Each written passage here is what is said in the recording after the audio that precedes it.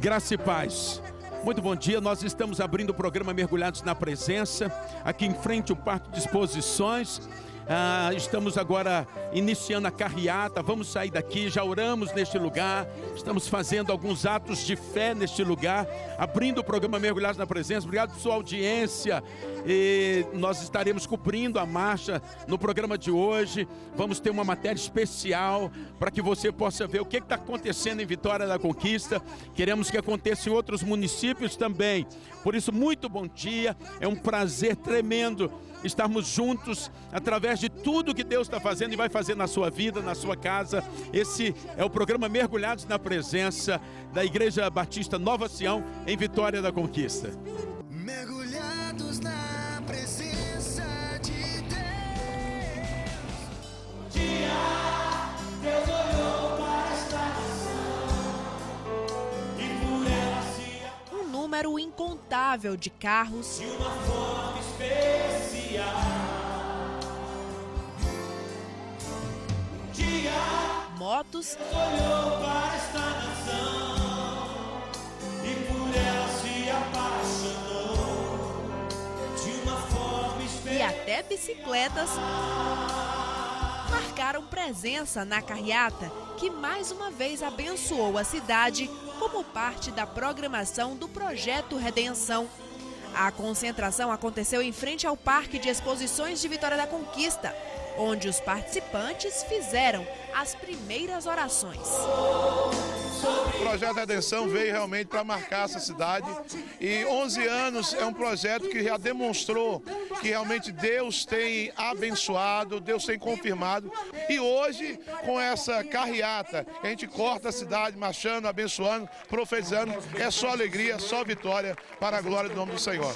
Depois, foi só acionar as buzinas e acompanhar o carro de som pelas ruas do centro e dos bairros Guarani, Sumaré, Ibirapuera e bairro Brasil.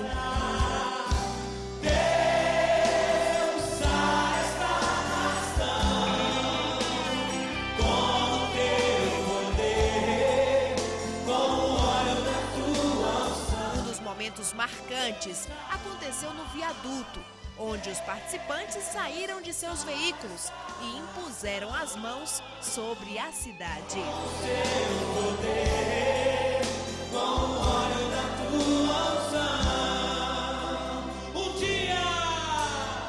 Trevas, seja quebrado, seja destronado, seja destruído todo o poder do maligno em Vitória da Conquista. Nós concordamos que Jesus Cristo é o Senhor para a glória de Deus Pai e não há outro. A Ele seja a honra, a Ele seja a glória, a Ele seja o domínio, a Ele seja a adoração, a Ele seja a exaltação.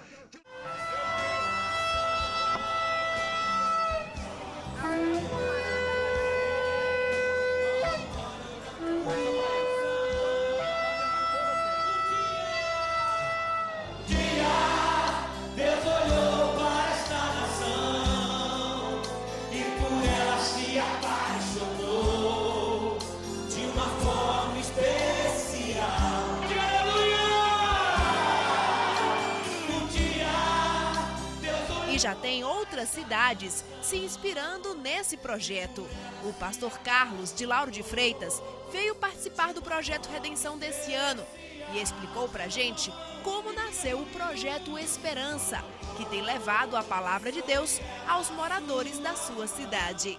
Foi quando eu tive uma vez aqui passeando, né, conhecendo aqui a cidade, e aí quando eu saí para almoçar mais a esposa, a gente foi impactado com o povo de Deus na cidade andando, né, e eu fui seguindo, e aí se deparamos com a multidão em plena praça ali, em frente à Insinuante.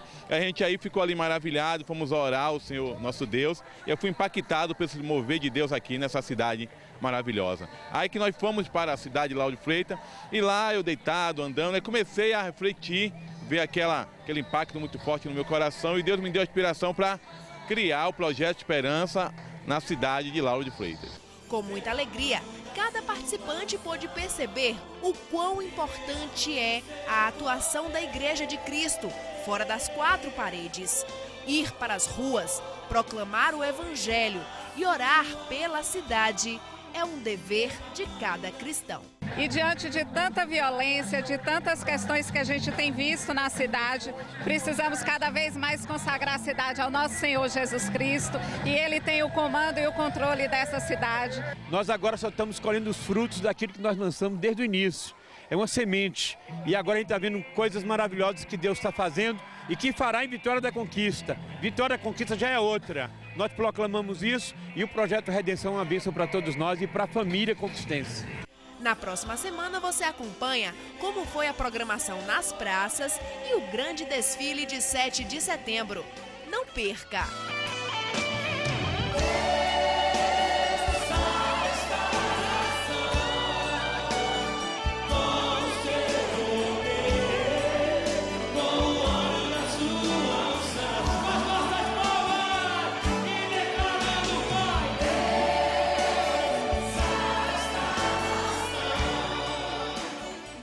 Mergulhados na presença de Deus. Sabe quem já confirmou presença na 4ª Conferência Mergulhados?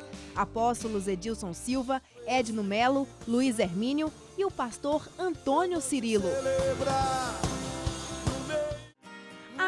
Os pastores Luciano Subirá, Judá Bertelli e o cantor Marquinhos Gomes também não vão ficar de fora. E tem mais, Ministério Zoe. E você, já confirmou a sua? 4ª Conferência Mergulhados na Presença, de 12 a 15 de outubro, no Ginásio Sião, em Vitória da Conquista. Inscrições e informações pelo site mergulhadosnapresença.com ou pelo telefone 77-2101-2656. 4ª Conferência Mergulhados na Presença. Você não pode perder. Mergulhados na presença de Deus. Todos os dias você precisa mergulhar na presença de Deus, mas aos sábados o seu mergulho é junto com o apóstolo Edilson e o programa Mergulhados na Presença. Matérias, entrevistas, ministração da Palavra de Deus, campanha de oração e muito mais. Todo sábado na TV Aratu SBT, às 7 da manhã. Oferecimento Evolution Jeans, evoluindo você. Praça da Bandeira, Centro. Os ternos mais elegantes, vestidos para brilhar em todas as festas. Tudo isso e muito mais você encontra na Evolution Jeans. Roupas sociais e esporte fino com estilo e elegância, preços incríveis. Venha para Evolution Jeans e esteja pronto para qualquer ocasião. Evolution Jeans, evoluindo você. Praça da Bandeira, Centro. Mergulhados na presença de Deus.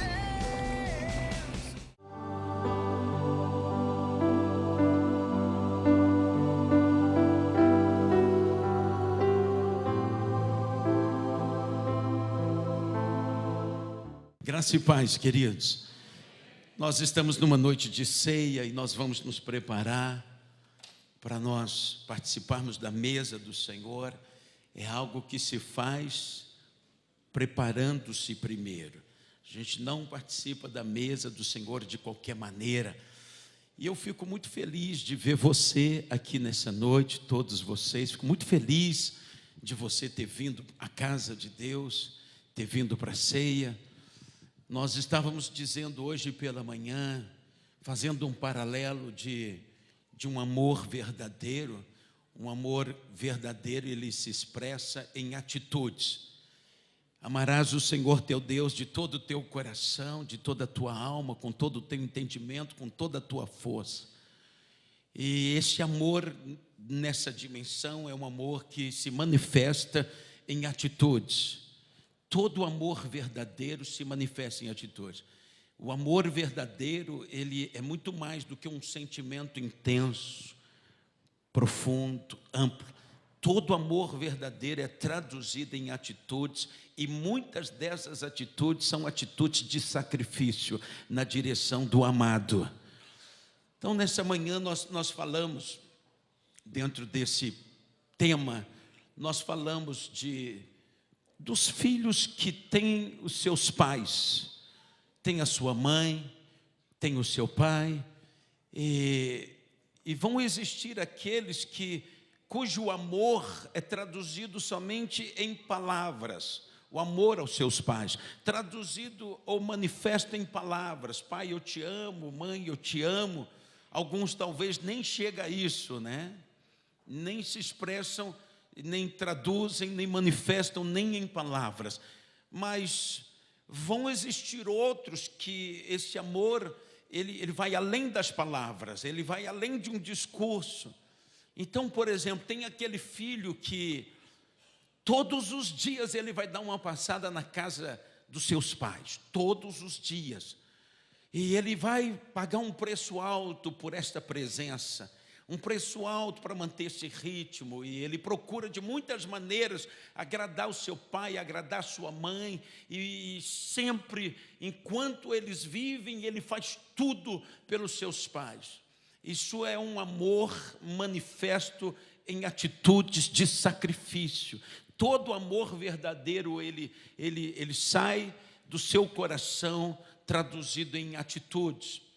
E aí nós vamos encontrar os filhos que amam desta maneira, um amor verdadeiro, e aqueles que quase não aparecem na casa dos seus pais. Passam meses e não telefona, e eles se ocupam com tantas coisas, depois dão uma desculpa para os pais e dizem assim: o senhor sabe que a vida é tão corrida e eu tenho me comprometido com tanta coisa, eu tenho estado ocupado com tantas coisas. E na verdade, isso comprova que o amor destes aí não é um amor legítimo, que esse amor já se esfriou, que esse amor já está deturpado, porque se não há sacrifício, não tem amor. Se tem amor, tem sacrifício. Quem está entendendo, diga aleluia. E quando um filho despreza a casa do pai, ele despreza o pai. Se um filho não se esforça para ligar, para falar, para visitar, para ver, para estar junto, para alegrar o coração dos pais, dessa maneira e de muitas outras, então, principalmente indo à casa do pai, indo para visitar o pai, indo para ver o pai, indo para estar com o pai, ele desonrando a casa do pai, ele está desonrando o próprio pai. Assim também é nós para com Deus. É nós para com Deus, irmãos. Por algumas razões, às vezes até fúteis, nós deixamos de vir à casa do pai, não é? E algumas pessoas passam a vir à casa do pai bem esporadicamente. E quando nós desprezamos a casa do pai, na verdade, nós estamos desprezando o pai. Porque uma vez que a gente não vem na casa do pai, a gente está desvalorizando tudo que tem na casa do pai. Principalmente a presença do pai. Quem está compreendendo, querido? Então eu fico feliz de você estar na casa de Deus nesta noite. E quero lhe dizer, nunca deixe de estar na casa do pai por nada. Nunca deixe, porque o pai percebe quando o filho demonstra esse amor com sacrifício, pagando um preço para honrar o pai. Então, nunca deixe a casa do pai por nada. Porque a gente vai ter 1000 razões para não estar na casa do pai. A gente vai ter 1000 razões. E a gente, às vezes, pensa que não tem importância nenhuma. Estar na casa, queridos, tem importância. Porque o que acontece na casa do pai? Nós estamos aqui nesta noite e já tivemos um tempo de adoração ao pai, sim ou não? Quem não vem na casa do pai despreza a adoração ao pai. Diminui o valor da adoração. Agora nós vamos ter a palavra, já tivemos a intercessão na casa do pai. Quem não vem na casa do pai deixa de participar da intercessão, da oração, do clamor que acontece na casa do pai. Ele está diminuindo o valor destas coisas. Agora vamos ter o momento da pregação, do ensino, da ministração da palavra. Quem deixa de vir na casa do pai, ele está desconsiderando a palavra que será lida, ministrada, ensinada na casa do pai. Então, tudo isso entra no conjunto de coisas que acontecem na casa do pai e que estão sendo desprezadas. O que mais que acontece na casa do pai? A comunhão com os irmãos. O estarmos agora participando da mesa do nosso Senhor juntos em comunhão, algo extraordinário, algo sobrenatural. Mas aqueles que por uma razão ou por outra, cada um tem suas razões, seus argumentos, seus motivos, né? E aí às vezes a gente liga para a mãe, para o pai e fala assim, eu sei que eu estou sumido, mas a senhora compreende, né? E a mãe na sua bondade diz assim, eu compreendo. Porém, de uma forma ou de outra, a desonra com a mãe, a desonra com o pai está sendo estabelecido.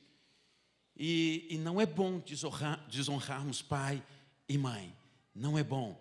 Porque se a honra produz longevidade e faz com que tudo vá bem, a desonra produz o efeito contrário disso. Todo aquele que menosprezar o Senhor, será menosprezado pelo Senhor. Tem pessoas que às vezes deixam para vir na casa de Deus uma vez por mês, e ainda vem com má vontade, ainda vem empurrado, e quando fica aí, fica cheio de descontentamento, criticando as coisas que não lhe agrada na casa do Pai. E isso leva a gente por um caminho muito perigoso, queridos. E alguns vão mais longe, tem aqueles que criticam a casa do Pai, falam mal da casa do Pai, prejudicam de alguma maneira a casa do Pai. Queridos, isso é uma coisa que nós temos que considerar, porque ela é de grande gravidade. Sem estender esse assunto, que esse não é o assunto de hoje, mas estendendo um pouquinho mais, porque eu estou sentindo no meu coração. Semana passada nós falamos sobre o texto de Eli e a sua família e a casa de Deus, e eu confesso para os irmãos que eu estou debaixo de um impacto com esse texto. Nós começamos a meditar nele no sábado, quando estávamos eu e a pastora embrumado para falar para casais, e nós dois ali, onde nós estávamos hospedados, compartilhando sobre esse texto, sobre o texto de Ana, que deu à luz a Samuel, e sobre o texto, isso é só uma introdução, e sobre o texto de Eli, que teve os seus 2 filhos, Ofni e Finéias, a quem Deus trouxe um juízo muito pesado, um juízo horrível, irmãos, um juízo terrível. O Senhor disse assim, eu havia prometido para você, Eli, para toda a sua casa perpetuamente, que vocês estariam perpetuamente diante de mim, mas agora, longe de mim tal coisa, eu vou riscar a sua descendência do mapa, não haverá mais filhos, descendentes, que tenham vida longa, todos vão ter morte prematura, a pobreza na vida dos que restarem será uma realidade. E outra coisa, Eli, quando eu começar esse juízo, eu vou lhe dar um sinal. Os teus 2 filhos morrerão no mesmo dia. E aí veio, e não havia mais expectativa de futuro para a vida de Eli, para os filhos de Eli, para os netos de Eli. Eu falei, meu Deus, o Senhor jogou pesado demais. O que aconteceu? Onde foi que Eli trouxe um peso tão grande de juízo sobre a vida dele? E aí parece para nós que certas coisas são muito simples, mas aos olhos de Deus, amados, elas não são simples. E o que não é simples para Deus não pode ser simples para nós. Não podemos chamar de simples aquilo que para Deus é muito grave. Quem está entendendo, diga aleluia. É só uma introdução. E aí, quando a gente para ver, umas coisinhas que estavam acontecendo lá, talvez coisinhas aos olhos, os filhos de Eli, diz o texto, que não conheciam a Deus. Então Eli cometeu um vacilo de não cuidar bem da sua casa. Eles eram sacerdotes por uma linhagem sacerdotal, porque o papai era sacerdote, então os filhos praticamente, automaticamente, eram sacerdotes também. Mas como sacerdotes que não conhecia, também não temia. E por não temer a Deus, eles bagunçaram as coisas na casa de Deus. Eles pegavam os sacrifícios e quebravam todas as regras a respeito dos sacrifícios. O sacerdote tinha que cuidar do sacrifício. Eles burlavam as leis, eles quebravam, e era um desrespeito que estava sendo estabelecido e registrado no céu. Além deles terem essa atitude com relação aos sacrifícios na casa de Deus, haviam algumas mulheres que ficavam do lado de fora servindo ali na casa de Deus. E eles se prostituíam com estas mulheres, os filhos de Eli. E pior do que tudo isso, não era nem o que acontecia. É isso que eu entendo. É Eli não ter dado um jeito na situação. O Senhor fala assim: olha, o problema todo é que você sabia do que estava acontecendo na minha casa. E você não deu jeito. Você não repreendeu os seus meninos. Você não mandou eles embora do ofício. Você honrou mais os teus meninos do que a mim. Mas honrou como? Ele até deu uma bronca nos meninos. Mas ele não quis se indispor com os meninos. Ele não quis ter desagrado com os meninos. Ele não quis despedir os meninos do ofício. Ele ficou colocando panos quentes. Na verdade, queridos, ele não cuidou da família na medida que devia ser cuidado. E a coisa continuou. O erro na casa de Deus, a desonra, o desprezo, eram coisas da casa de Deus, mas a casa era de Deus. E aí o Senhor vem e levanta Samuel e dá para Samuel a revelação do juízo que viria sobre Eli. E também levanta um outro profeta que do anonimato surge, procura Eli e fala assim: Eli, o Senhor mandou te dizer uma coisa que não é muito boa. Ele vai acabar com a sua família, vai acabar com os teus descendentes. O juízo virá de uma forma terrível sobre a tua casa. Não terá mais velhos na tua descendência. Os que sobrarem vão ficar desempregados e vão mendigar um serviço nos ofícios sacerdotais só para ter o que comer. E isso vai acontecer quando morrerem os teus 2 filhos no mesmo dia. Aí vem o dia do juízo. Diga comigo assim: o dia do juízo. O dia do juízo. Eu estou dando essa introdução porque eu estou estremecido com esse negócio e eu quero dividir isso contigo. Chegou o dia do juízo e Israel entra numa batalha, perde 400 homens e falou assim: está faltando a arca. Nós temos que trazer a arca aqui para o campo de batalha. Quem é que levaria a arca? Os sacerdotes, Ofni e Finéias. Teriam que ir lá para o campo de batalha, sair da zona de conforto, dos ofícios sacerdotais no templo, que eles estavam fazendo tudo errado, e vão para o campo de batalha. Quando chega lá, com arca e tudo, o povo de Israel perde a batalha. O inimigo, além de vencer, de matar muita gente, ainda tomaram a arca e levaram para o território deles. Vem um homem de lá e vem trazer a notícia. E quando chega para Eli, fala assim: Eli, 2 coisas terríveis aconteceram. Uma, a arca foi levada embora. Segundo, os teus 2 filhos morreram. Ele toma um susto, cai de costa e morre. Mas tem uma nora. Ela estava grávida. E aí, essa nora grávida, com um susto de que ela tinha perdido o marido, o cunhado e o sogro, sabendo ela o que estava acontecendo, o contexto dessa tragédia, o contexto da tragédia, ela sabia.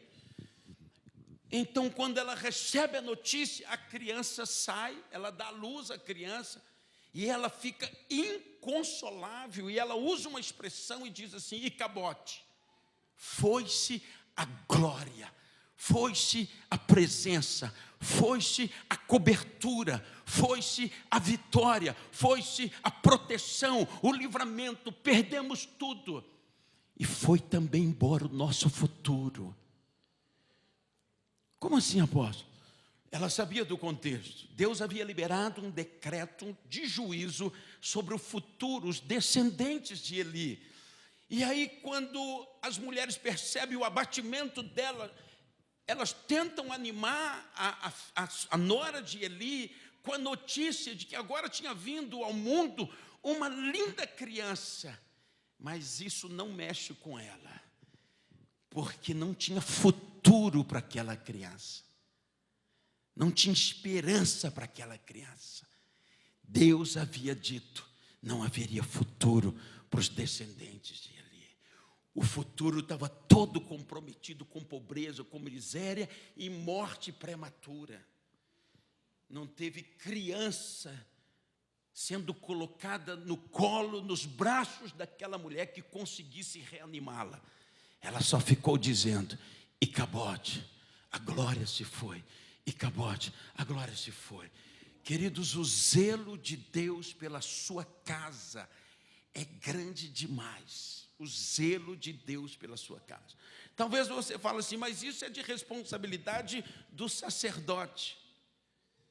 Hoje, todos os que estão aqui são sacerdotes, que têm como responsabilidade cuidar muito bem da sua casa e cuidar muito bem da casa de Deus. Eu vou repetir. Por que eu vou repetir? Porque eu estou muito feliz de você estar na casa de Deus nesta noite. E não está desprezando nem a casa de Deus, e nem o dono da casa, e nem as coisas da casa de Deus. Vir à casa de Deus é estabelecer honra ao dono da casa e tudo o que acontece na casa de Deus. Deixar de vir, se distanciar, se esfriar, se desanimar, ou deixar de vir porque está priorizando mais as pessoas que chegam na sua casa, ou outras coisas, ou até porque quer ficar lá assistindo o Fantástico, é um desprezo, uma desonra a tudo que tem na casa de Deus. E ao próprio Deus. Quem está entendendo, queridos? Mas nós não vamos pecar nesse quesito. Diga aleluia. Nós vamos ter uma postura acertada. Diga amém.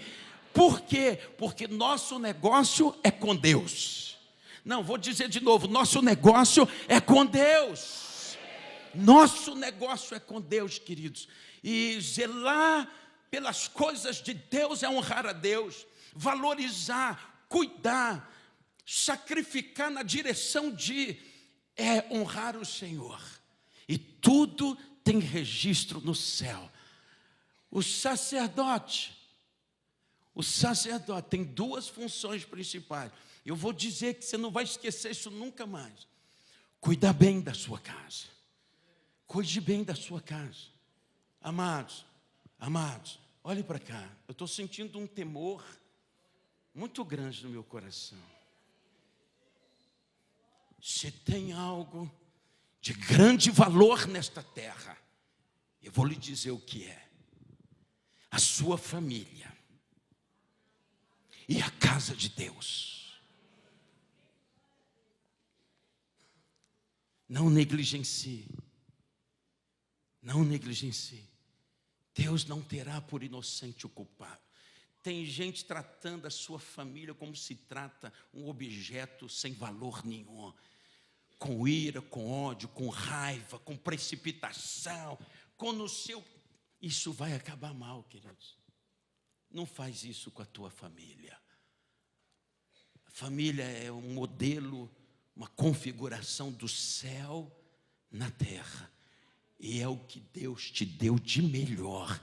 Ame, zele, cuide, pague um preço, tenha um amor sacrificial. A Bíblia diz que quem ama tudo suporta, tudo crê, tem paciência em abundância e vai por aí afora. Mas nós estamos muitas vezes nos desequilibrando, nos perdendo, nos desviando, e a família está indo para o espaço. E isso vai acabar muito mal. Esposas, não, é só uma introdução, já vou entrar no assunto aqui. Quantas mulheres casadas nós temos aqui? Faz assim, eu quero ver sua mão. Por favor, cuide bem da sua casa. Em todos os aspectos falando. Está na hora das mulheres se tornar mulher virtuosa, segundo o padrão bíblico. E nada vai justificar se não cumprir o seu papel. Nada. Mas eu tenho um marido que não vale nada. Fica na tua posição que Deus vai te honrar. E que se a coisa tiver que pegar, que pegue para cima do outro, que não estiver na posição. Vigia, guarda a sua parte, se mantenha na sua posição, dê o seu melhor. E Deus vai honrar você e vai honrar os teus descendentes. Diga aleluia. Onde estão os maridos? Só os maridos. Só os maridos. Estas mãos são mais bonitas, as mãos dos homens. E diga-se de passagem, os homens são tão bonzinhos. Vocês não acham, gente? Posso ouvir amém? Por que só voz masculina? Não, mas tudo bem, é só um detalhe. Homens, só mais uma vez, levante a mão de novo, é porque eu esqueci você. Ó, irmãos, tem homens pondo a perder a sua casa, sendo instrumento de angústia, de aflição, de confusão, de briga, de violência, não cumprindo o seu papel, homem, seu papel é como marido, você tem que tirar 10 como marido. Aí talvez alguém se levante desesperado e fale assim, tirar 10 como marido, apóstolo, só se eu morrer. É isso mesmo, você está precisando morrer, porque defunto não reage. Você está muito vivo, muito na carne. Eu amo tanto os maridos, os homens, irmão. Eu acho eles tão bonzinhos, irmão. Seu papel como marido, você vai ter que tirar 10, se vira. Seu papel como provedor da casa, se vira. Provedor, irmãos. Quem traz a segurança financeira para dentro de casa é o marido. Apóstolo, pensa na luta, na dificuldade, nas portas fechadas. Para que existe um Deus no céu? Seu negócio é com Deus. Fala assim todo mundo, o meu negócio é com Deus. Provedor financeiro, irmãos, vai ter que ter bênção, vai ter que ter vitória, vai ter que ter provisão, vai ter que ter segurança para a família, através da tua vida. Primeiro foi sobre o quê? Marido. O segundo foi sobre o quê? Provedor. O terceiro, pai. Apóstolo, eu não fui muito bem treinado para ser pai. Ninguém, irmãos. E às vezes tivemos um péssimo exemplo dentro de casa. Alguns. Nós vamos ter que aprender a habilidade, a arte de lidar com os meninos. Nós vamos ter que aprender. O outro papel, sabe qual é? Sacerdote. Sacerdote, irmãos. Quem ora mais dentro de casa é o homem. Quem busca mais a Deus é o homem. Quem mais se envolve com a glória de Deus por sua... Quem na noite é o último a dormir para sair orando. De vez em quando eu fico com medo de dar susto no povo lá em casa, né? Que eu desço lá da sala 11, meia-noite, depois de uns gritos, graças a Deus não tem vizinho do lado da sala de oração. Minha esposa falou que se tivesse, já tinha mandado me prender. E aí eu desço de lá ativado como sacerdote da casa, irmãos, sacerdote. Pego o óleo de madrugada, todo mundo dormindo. Entro no quarto de Rebeca assim, né? Rebeca assim, entra assim. Senhor, eu unjo o quarto de Rebeca, guarda a vida da minha filhinha linda, a minha cara, Senhor. Guarda a vida dela, seja com ela, Senhor. Seja com ela, prepara um varão abençoado, igual o pai dela para ela, Senhor. Bonitão igual o pai. Eu não deixo ela ouvir, senão ela repreende. Só essa parte. Rebeca, não faça isso, ao descaso com seu pai. Irmãos, no meu quarto, vou na cozinha, vou lá fora. Quantas vezes você já fez essa unção dentro de casa, apóstolo? Perdi as contas, irmão. Eu não durmo sem cobrir minha família, irmãos. Eu sou sacerdote de casa. Eu não vou negligenciar. Eu não preciso de mulher ficar me empurrando para vir para a igreja, porque tem uns cabeçudos. Nós estamos aqui na igreja, você não vai brigar comigo. Se você levantar e vir na minha direção, sai correndo. Amado, está na hora da gente se colocar na posição para uma vida vitoriosa. Eu posso ouvir amém, queridos? Amém.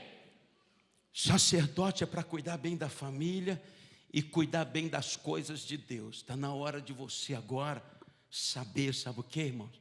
Se você não ama, Deus ama. Se você não se importa, Deus se importa. Esse horário de culto Deus para tudo para estar aqui recebendo o culto do seu povo. A casa está sendo aberta para o povo vir para Ele, por Ele, para honrá-lo, para adorá-lo. Ah, você está em casa vendo Fantástico, você deixou de estar na casa de Deus, fazendo tudo o que acontece na casa de Deus. Não entre por esse caminho. O sacerdote é o que mais cuida da casa de Deus. Aí vem os meninos e vê papai que não liga para a casa de Deus. Vem os meninos e às vezes ouve o papai falando mal da casa de Deus. E tem um bocado de menino que não quer vir para a casa de Deus por causa do mau exemplo do papai e às vezes da mamãe. Aí quando vê que a coisa pegou, menino tem que ir para a igreja. Ele já aprendeu com o papai e com a mamãe que a casa de Deus não tem valor nenhum. Trata de qualquer jeito, fala mal, vem quando quiser. É uma confusão. Mas está repreendido isso em nome de Jesus. Todos nós vamos trilhar um caminho agradável ao Senhor. Diga amém, diga aleluia e dê um aplauso ao Senhor.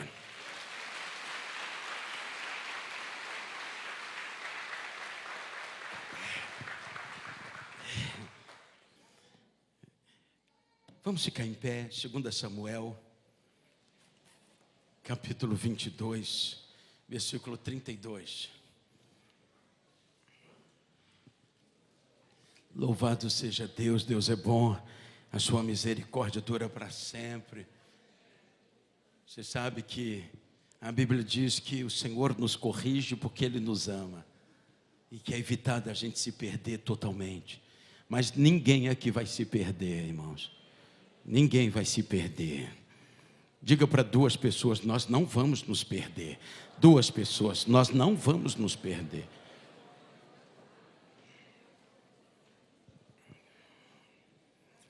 Versículo 32.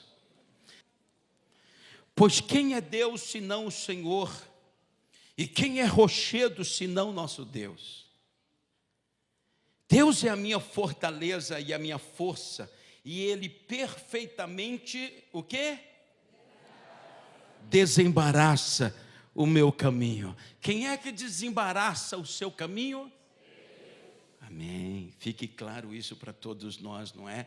Ele faz os meus pés como os das corças e me firma nas alturas. Ele instrui as minhas mãos para peleja, de maneira que os meus braços podem vergar um arco de bronze. Também me deste o escudo da tua salvação, a tua brandura me engrandece. Alargaste os meus passos debaixo de mim e não vacilaram os meus artelhos. Persegui os meus inimigos e os derrotei. Não voltei sem os ter destruído. Eu os consumi e os atravessei, de modo que nunca mais se levantaram. Caíram sobre os seus pés. Tu me cingiste de força. Quem é que nos cinge de força? Tu me cingiste de força para peleja. Força para peleja. Força para peleja. Isso é maravilhoso, irmãos. Tu me cingiste de força para peleja. Esmagastes debaixo de mim os meus agressores. Fizeste que meus inimigos me voltassem as costas e destruí aqueles que me odiavam. Clamaram por socorro, mas não houve quem os libertasse. Clamaram ao Senhor, mas Ele não lhes respondeu. Então os moí como o pó da terra, como a lama das ruas os trilhei e dissipei. Tu me livraste das contendas do meu povo, guardaste-me para ser o cabeça das nações. Muito obrigado, Senhor. Muito obrigado, porque o Senhor está conosco. Temos o privilégio de ter vida para te adorar, para estar na tua casa, para valorizar o culto, valorizar a oferta, valorizar a adoração, valorizar a palavra, valorizar o mover, valorizar a intercessão, Senhor, valorizar a comunhão com os irmãos, valorizar o lugar onde o Senhor manifesta vida para sempre. Nós te agradecemos e agora pedimos, Senhor, a unção para nós entendermos a Tua palavra, para explanarmos a Tua palavra. Fala conosco de uma forma poderosa, transforma a nossa vida e redireciona, Senhor, os nossos caminhos. Em nome de Jesus, e todos digam amém. Amém. Podem se assentar, queridos. Esse é o cântico de Davi. Davi havia vencido os inimigos e havia sido liberto da perseguição que se instalou contra ele por parte de Saul. É guerra, é peleja. Mas Davi também está celebrando um momento crucial que eu queria que você abrisse a sua Bíblia, voltasse a sua Bíblia para o livro de Samuel, o primeiro livro de Samuel, no capítulo 30. Esse salmo é também uma celebração de Davi, é um grande livramento que Deus deu de uma investida do inimigo contra ele, contra o povo e contra as famílias do povo. Eu quero que nessa noite, juntos, possamos tirar algumas lições. Davi no Salmo está cantando a vitória, está celebrando a vitória, está fazendo menção daquilo que Deus foi com ele, de o que Deus foi para ele, de como Deus deu força para ele guerrear. Às vezes, querido, nós queremos que Deus nos livre das guerras. Olha para cá. Às vezes nós queremos que Deus não permita que haja batalha, que haja luta. Mas, queridos, olha, é uma coisa inevitável. Vai ter luta, vai ter guerra, vai ter batalha. Às vezes a batalha surge como aquele furacão Harvey. O Harvey, ele surgiu do nada na escala 4, lá em Houston, no sul do Texas. Ele veio e foi assustador, queridos, foi assustador. Eu vi um vídeo de uma emissora lá, Timeline, não sei o quê, quando você vê aquele negócio tomando toda a cidade, um raio extenso daquele negócio, nunca se sabe quando a ponta dele, do furacão, vai tocar na terra. E eu vi nesse vídeo os carros passando, enquanto o furacão ainda estava um pouco mais distante, mas pelo ângulo do vídeo parecia que eles estavam passando debaixo do furacão. E a ponta dele vinha e tocava a terra. Onde tocava, provocava destruição. E eu acompanhei hoje cedinho e fiquei orando pelo Edilson Júnior também. Além de orar pelo povo, orei mais pelo Edilson Júnior. Porque o Edilson Júnior está um pouquinho mais acima. O Edilson Júnior está 4 horas de lá, 4 horas de Houston. E às vezes surgiu do nada. Avisaram com 2 dias de antecedência. As pessoas tiveram que sair das suas casas, evacuar a cidade e pegar o seu carro, deixar tudo para trás e ir para o lugar mais longe possível para se protegerem daquele desastre natural, daquele furacão que veio, irmãos, prevendo ser um dos piores nos últimos anos. Amados, às vezes a luta vem na área das finanças, às vezes vem na área do casamento, às vezes vem na área dos filhos, às vezes é uma perseguição externa, lá no seu trabalho, um levante terrível, uma calúnia, uma mentira, de forma que, de tempo em tempo, um furacão vem na nossa direção. Quem está entendendo, queridos? E Davi agora estava celebrando, e ele atribui tudo ao Senhor. Ele atribui tudo ao Senhor. Ele falou assim, até força para lutar, o Senhor me deu. O Senhor dava força aos meus braços, para que eu pudesse envergar um arco de bronze. E eu vou lhe dizer uma coisa, isso é no sentido literal. No sentido literal também. A força que Deus dava era psicológica, era emocional, era física. Principalmente no que diz respeito a esse texto do capítulo 30 de 1 Samuel. O que estava acontecendo aqui? O que estava acontecendo? Davi se refugiou na terra dos filisteus, porque ele já estava cansado da perseguição de Saul contra ele, e ele falou assim, esse cara a qualquer hora vai acabar me encontrando, porque ele está indo para todos os lugares onde ele tem notícia que eu estou, então eu vou para dentro da terra dos filisteus e ele vai me dar sossego. E Davi chega na terra dos filisteus com 600 homens, mais as suas famílias. E ele é recebido pelo rei, um dos reis dos filisteus, chamado Aquis. Ele é recebido ali na cidade do rei, ele se instala ali, Daí, a pouco, Davi, tendo bom senso, virou para esse rei e falou assim: rei, não é justo que eu habite aqui na cidade real. Isso pode causar problemas, dificuldades. Me dê um lugar qualquer dentro das tuas terras que eu possa habitar por um tempo. E aí deram para ele uma cidade chamada Ziclaque, onde ele pudesse ir com toda essa gente e ficar lá o tempo que ele quisesse.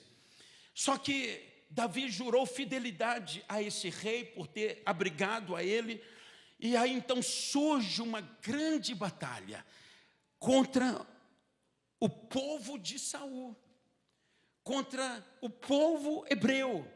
Surge uma grande batalha dos filisteus contra eles. Vários príncipes dentre os filisteus sairiam para esta guerra. E Davi se disponibilizou e falou assim: eu vou também. Só que Davi deixa a sua cidade, preste atenção nisso, ele deixa Ziclaque, onde ficou somente as mulheres, as crianças e os idosos. Ele pega todos os homens capazes de batalhar, de guerrear, e vai nessa guerra acompanhando Aquis. Só que quando chega no campo de batalha, quando esse rei se encontra com os outros reis e os outros exércitos, e os outros reis percebem a presença de um hebreu, Davi, de quem eles ouviam falar que haviam destruído 10.000 dos exércitos inimigos, eles ficam desconfiados de Davi dar um golpe. E eles decidem que Davi teria que voltar para Ziclaque e não se manteria na guerra. E aí Aquis pede desculpa e fala: Davi, você vai ter que voltar, volta para casa, vai descansar, porque os outros príncipes não confiam em você. Eu confio em você, Davi, mas os outros não confiam em você. Davi então decide voltar. Só que eles ficaram fora 3 dias. E quando eles voltam para casa, eles encontram toda a cidade deles, com tudo que construíram. Davi ficou ali 1 ano e meio, mais ou menos. Tudo havia sido queimado pelo fogo. Nenhuma pessoa havia sido morta pelos amalequitas. Os amalequitas deram contra Ziclaque. Aproveitou a ausência de Davi com os homens de guerra e levaram cativo as mulheres, as crianças e os idosos. E destruíram toda a cidade. Quando Davi chega, irmãos, com seus 600 homens de volta para o acampamento, ele percebe a tragédia que tinha acontecido. Um furacão Katrina, que foi pior do que esse, desceu sobre eles, e uma realidade triste se instalou. Foi tão terrível. Quando os homens chegaram, não estavam as suas mulheres, não estavam as suas crianças, não estavam os seus parentes. O inimigo havia levado todos eles embora como prisioneiros, como cativos. E diz a Bíblia, nesse texto, que os homens choraram até não ter mais força para chorar. Por quê, queridos? Porque havia mexido com a família. Havia mexido com a família.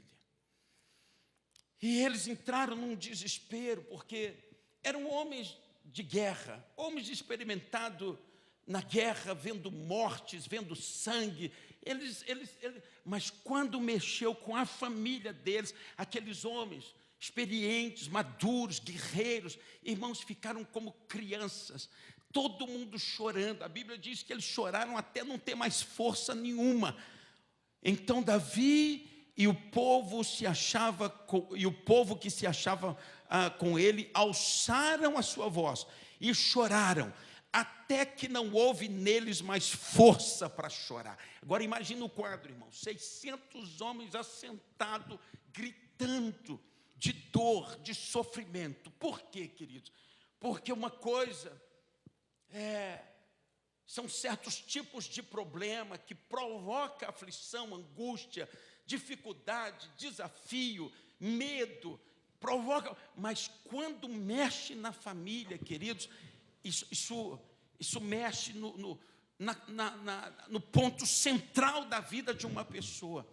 Se mexer com a família e o furacão for muito violento e vier para destruir, queridos, passa a ser um prejuízo do qual a pessoa não se recupera talvez nunca mais. Dependendo do tipo de furacão e o que ele provoca dentro de casa, isso daí marca a pessoa para sempre. E imediatamente aqueles homens, diz o texto, entraram num estado de amargura muito grande. Outro perigo, entraram num estado de amargura. Quando a amargura toma conta, por conta dos problemas, principalmente de dentro de casa, mas pode ser um problema na escola, pode ser um problema no trabalho, um problema que está ali te provocando, de repente você se vê todo cheio de ira, de revolta, de mágoa, de rancor. Querido, você está à beira de uma perda pior do que o problema em si, quando estas coisas tomam conta da vida de uma pessoa. Porque eu tenho dito assim, que o maior problema na vida de uma pessoa não é o problema em si, é como ela lida com o problema, como ela reage ao problema, como ela se deixa levar pelo problema. Porque, queridos, o problema em si não é a nossa maior dificuldade, não estabelece a nossa derrota, mas como lidamos, como reagimos, como tratamos, como administramos a nossa vida diante do problema vai determinar o desfecho dessa história. Quem está entendendo, querido? E aí eu quero te alertar, porque eu sei que você enfrenta guerra. Quem aqui não enfrenta guerra? Pense direitinho. Levante a mão. Viu? Não é só você, é todo mundo. Todo mundo enfrenta, irmãos.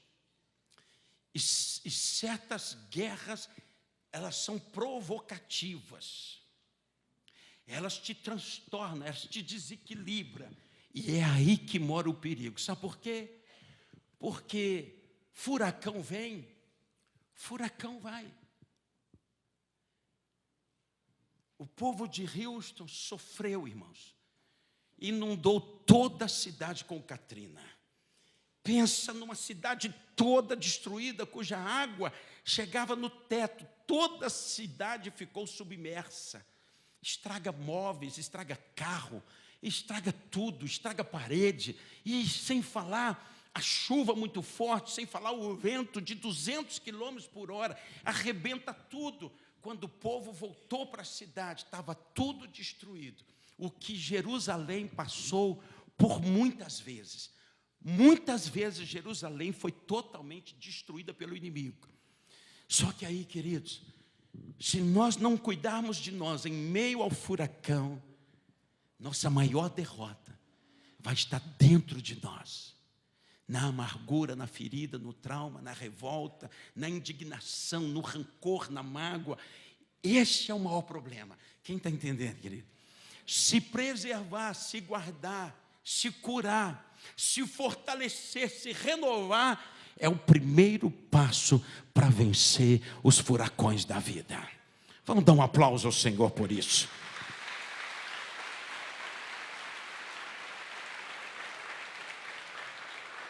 Mergulhados na presença de Deus. Mergulhados na presença de Deus. Todos os dias você precisa mergulhar na presença de Deus, mas aos sábados o seu mergulho é junto com o apóstolo Edilson e o programa Mergulhados na Presença. Matérias, entrevistas, ministração da Palavra de Deus, campanha de oração e muito mais. Todo sábado na TV Aratu SBT às 7 da manhã. Oferecimento Evolution Jeans, evoluindo você. Praça da Bandeira, Centro. Os ternos mais elegantes, vestidos para brilhar em todas as festas. Tudo isso e muito mais você encontra na Evolution Jeans. Roupas sociais e esporte fino com estilo e elegância, preços incríveis.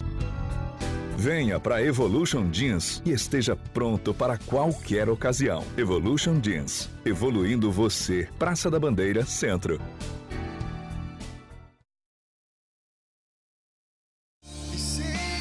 Sabe quem já confirmou presença na 4ª Conferência Mergulhados? Apóstolos Edilson Silva, Edno Melo, Luiz Hermínio e o pastor Antônio Cirilo. Os pastores Luciano Subirá, Judá Bertelli e o cantor Marquinhos Gomes também não vão ficar de fora. E tem mais, Ministério Zoe. você, já confirmou a sua? Quarta Conferência Mergulhados na Presença, de 12 a 15 de outubro, no Ginásio Sião, em Vitória da Conquista. Inscrições e informações pelo site mergulhadosnapresença.com ou pelo telefone 77-2101-2656. Quarta Conferência Mergulhados na Presença. Você não pode perder. Mergulhados na presença de Deus. Mergulhados na presença de Deus. Olha, nós estamos na continuidade do projeto Redenção, a carreata desse domingo, de mais um ato profético na cidade de Vitória da Conquista. Nós louvamos a Deus porque Jesus é o Senhor dessa cidade, está tomando o controle de Vitória da Conquista através da fé de um povo que crê nas promessas e crê no poder da oração e dos joelhos que se dobram. Está sendo algo muito emocionante, muito forte, todo o povo clamando por esta cidade. Esse é o projeto Redenção em Vitória da Conquista, sendo apresentado pelo programa Mergulhados na Presença. Estamos mergulhando uma cidade na presença e nós encerramos o programa de hoje. Beijo no coração. Muito em breve estaremos transmitindo mais cenas, episódios deste evento tão lindo. Deus abençoe. Shalom.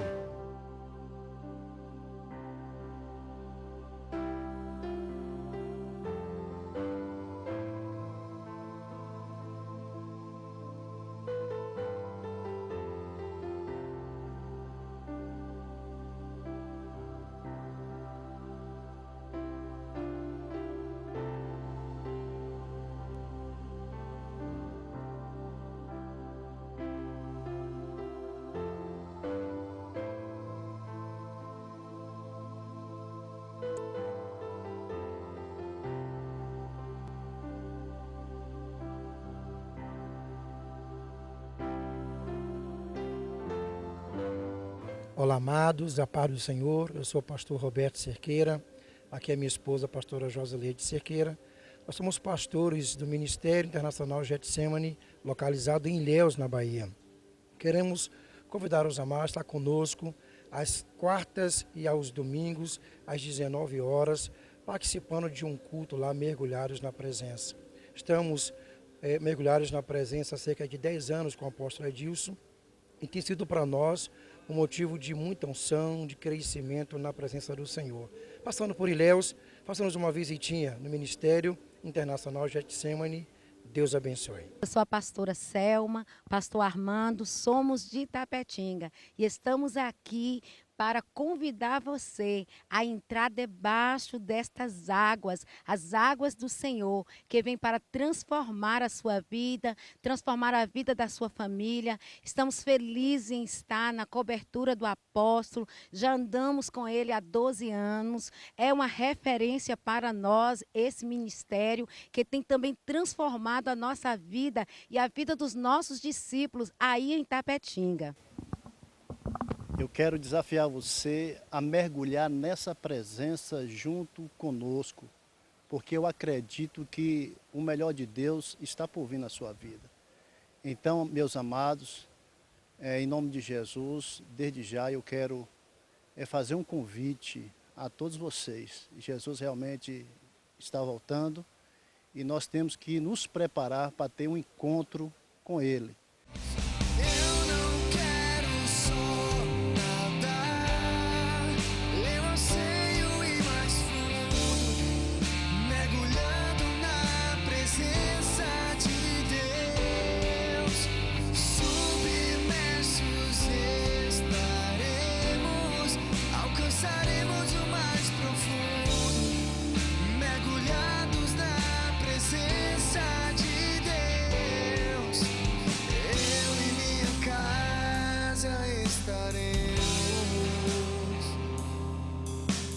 Eu e minha casa estaremos.